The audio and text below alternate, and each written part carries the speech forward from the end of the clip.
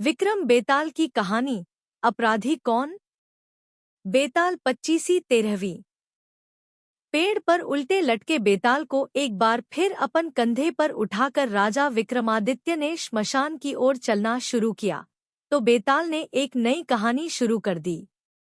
बेताल बोला, एक बार की बात है, बनारस में हरिस्वामी नाम का एक ब्राह्मण रहता था।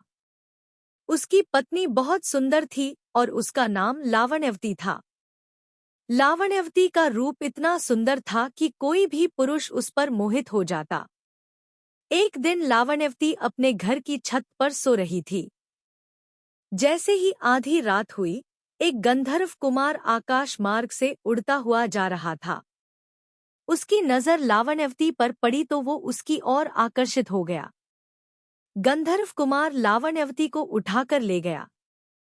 हरिस्वामी ने सुबह उठकर देखा तो उसकी पत्नी गायब थी। हरिस्वामी के लिए यह बड़े दुख की बात थी। वह अपनी पत्नी के अपहरण से इतना दुखी हुआ कि उसने आत्महत्या करने की ठान ली। जब लोगों को यह बात पता चली तो उन्होंने हरिस्वामी को समझाया कि उसे तीर्थ यात्रा करनी चाहिए। तीर्थ यात्रा से सारे पाप कट जाएंगे और तुम्हारी पत्नी तुम्हें वापस मिल जाएगी। हरिस्वामी के पास और कोई विकल्प न था, इसलिए वो तीर्थ यात्रा के लिए घर से निकल पड़ा। हरिस्वामी जब एक गांव से गुजर रहा था तो उसे भूख लगी। वह एक ब्राह्मण के घर पहुंचा। ब्राह्मण की पत्नी ने हरिस्वामी को खीर खाने को दी। हरिस्वामी उस खीर को लेकर एक तालाब के किनारे पहुंचा ताकि वो मुंह हाथ धोकर खीर खा सके और प्यास लगने पर उसे पानी भी मिल जाए। खीर का कटोरा एक पेड़ के नीचे रखकर हरिस्वामी हाथ पैर धोने लगा। तभी उस पेड़ पर एक बाज आकर बैठ गया। बाज के मुंह में सांप था और वो उसे खा रहा था। सांप का जहर हरिस्वामी की खीर में टपक गया। भूखा हरिस्वामी जल्दी जल्दी उस खीर को खा गया। उसे ये पता ही नहीं चला कि खीर में जहर है। जहर हरिस्वामी के शरीर में फैल गया और वो तड़पने लगा। हरिस्वामी दौड़कर ब्राह्मण की पत्नी के पास आकर कहने लगा कि तूने मुझे जहर क्यों दिया, और इतना कहकर वो मर गया। ब्राह्मण ने जब यह देखा तो उसने अपनी पत्नी की एक बात भी नहीं सुनी और उस पर ब्राह्मण हत्या का दोष लगाकर अपने घर से निकाल दिया।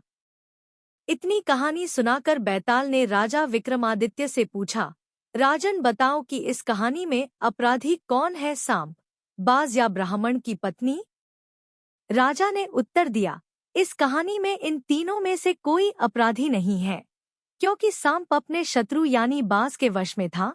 वह कुछ कर ही नहीं सकता था। बाज ने जानबूझकर खीर में जहर नहीं मिलाया, बल्कि वो तो शांतिपूर्वक अपना खाना खा रहा था।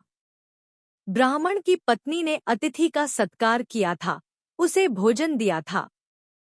जो इन तीनों को दोषी कहेगा, वो खुद दोषी माना जाएगा।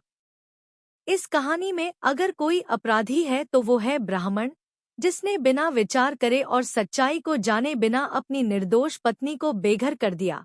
बैताल बोला, राजन आपने इस बार भी बिल्कुल सही जवाब दिया है।